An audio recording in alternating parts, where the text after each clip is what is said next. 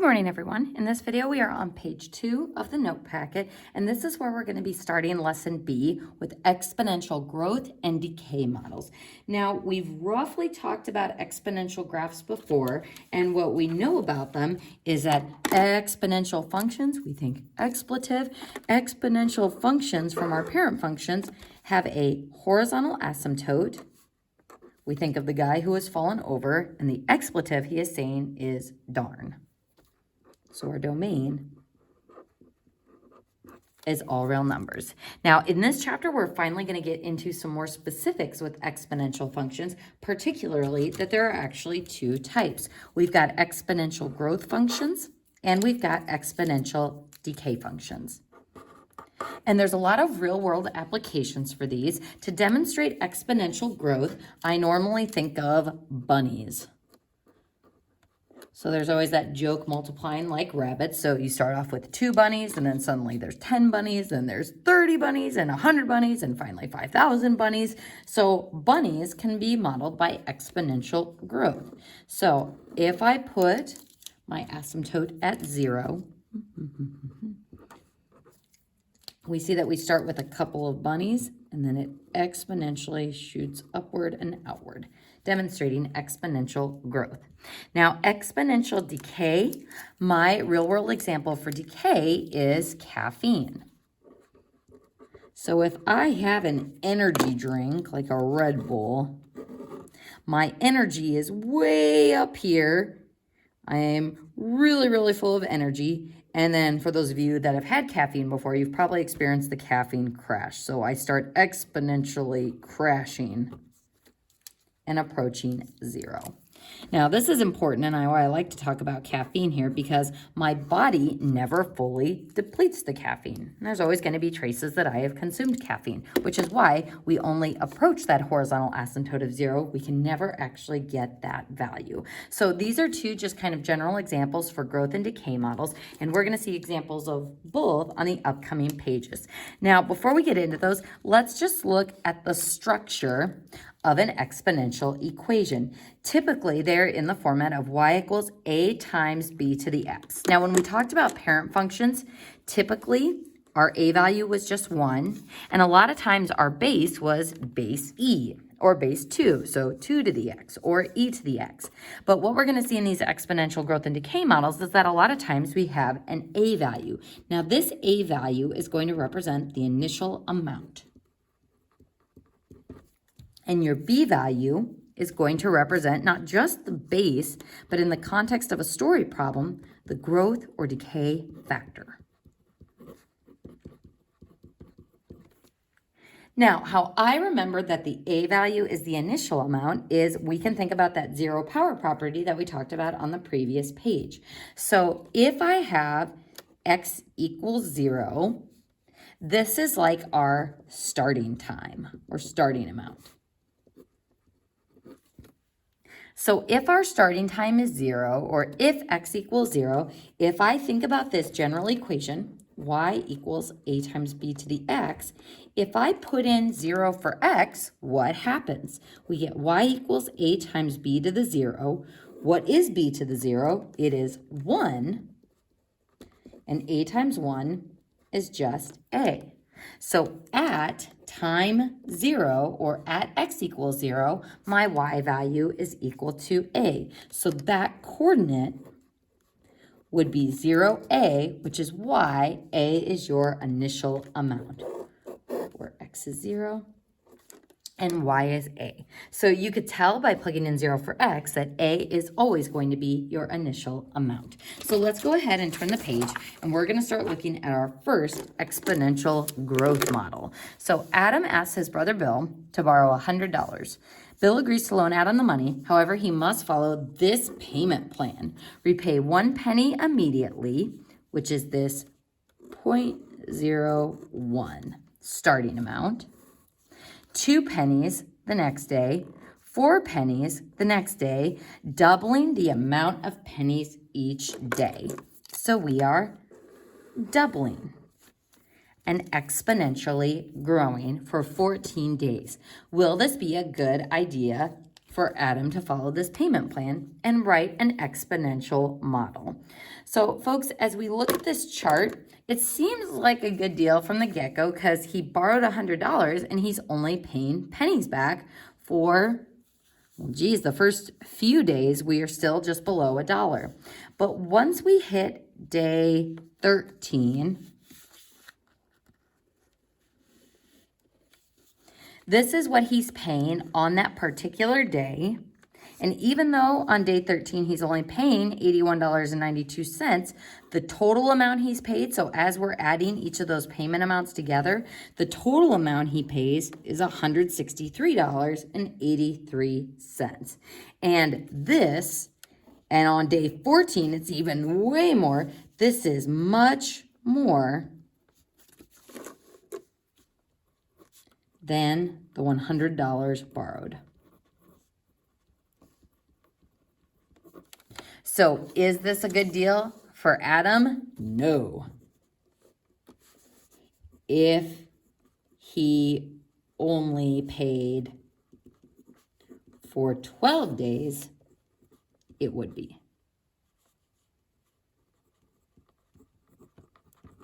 So if he only had to pay back for 12 of those days, then the total amount he pays back would be less than the $100 he borrowed. So this would be a good deal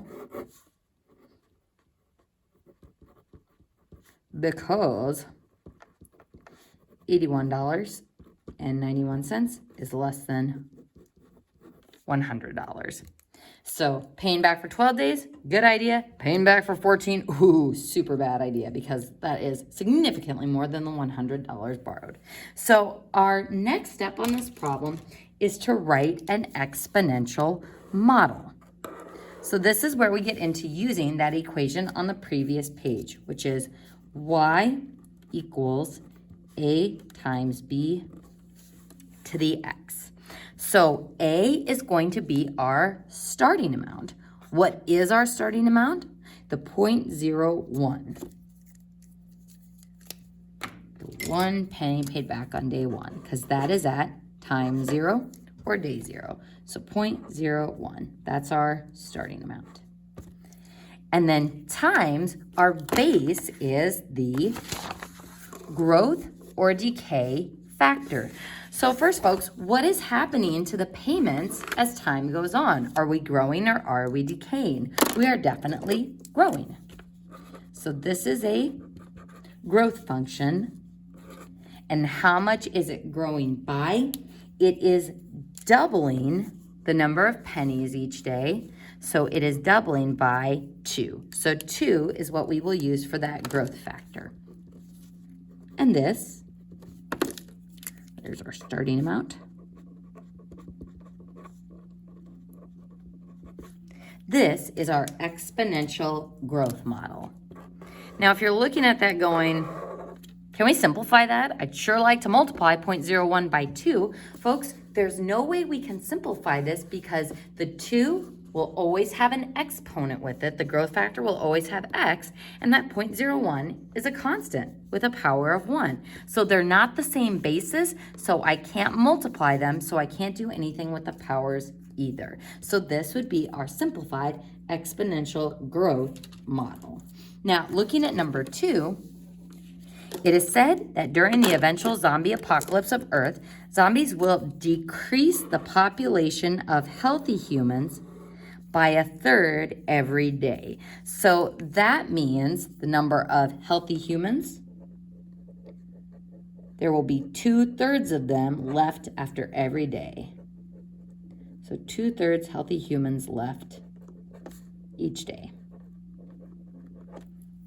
Today, there are approximately 7.5 billion citizens of Earth. If the apocalypse started today, how many healthy humans will there be in 2 days, 5 days, 10 days, etc.?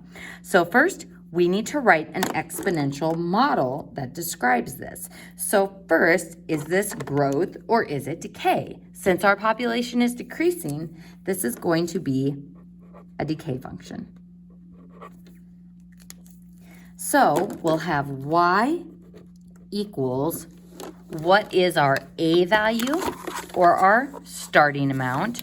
Our starting amount is the 7.5 billion citizens. So we're going to need this for our calculator. So I'm actually going to write this out in full. It is 7,500,000,000.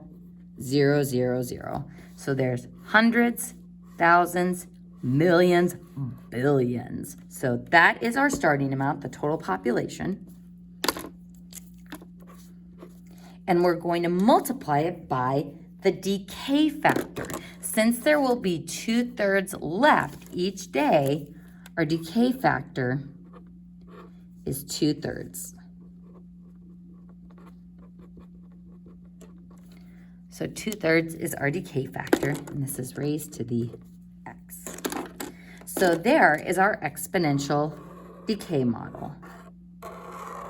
So now we are going to use this to answer the following questions. So first, how many healthy humans will there be in 2 days? So we're going to go ahead and write, or type rather, into our calculator, 7,500,123 times 2/3 raised to the power of 2. 2 is our days or our time, so that's what we're putting in for x.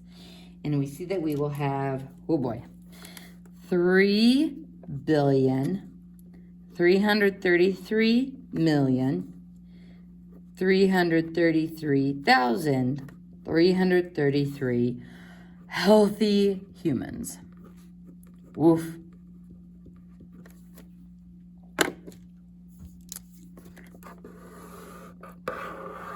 Then it wants to know how many healthy people will there be left after 5 days. Now, folks, here's a nice little handy-dandy calculator trick so that we don't have to keep writing that horrible 7.5 billion. To copy-paste what you already have in the previous line of your calculator, you hit second and then enter. So you'll see that that does your entry, so the same thing that you had previously. And then all we need to do is override that power of 2 with a power of 5. And that leaves us with 987,654,321 healthy humans, using those ditto marks for the units. So how many are left after 10 days? And again, you see we went down considerably from the 2 days to the 5 day mark. Here we were still in the in the billions. Now we're already in the millions. So exponential growth and decay start off small, but then start increasing really quickly, or they start off large and start decreasing really quickly. So growth and decay, again, think about bunnies exponentially growing and Kathy in that superbuzz exponentially decreasing. So after 10 days, second enter, override that 5 with a 10. We are left with 130,061,474.4 healthy humans. All right, folks, if I have 0.4 of a healthy human, does that healthy human count? No, a part of a human doesn't count, so we are going to round down. And this is important because in the context of this problem, even if it was 0.5 or 0.6, where normal rounding rules would say, hey, you should probably round up, because a 0.6 of a human doesn't count as a full healthy human, we would still round down. So something to keep in mind as you start working through those My Math Lab problems. So this would be our healthy humans left. Now, the next question says, will there be any hope for mankind if it takes 2 weeks to find a cure? So first, 2 weeks, what are we going to put in for x? Not 2. X is our number of days, so x will be equal to 14. So let's see what happens. Second enter, put in 14. Is this hopeful for mankind? How many people will there be left after 2 weeks? 25,691,155.43. And again, rounding down, we don't want that decimal on the end. Is there going to be hope if there's this many people left? Yeah. That's still quite a few people. That is enough to repopulate.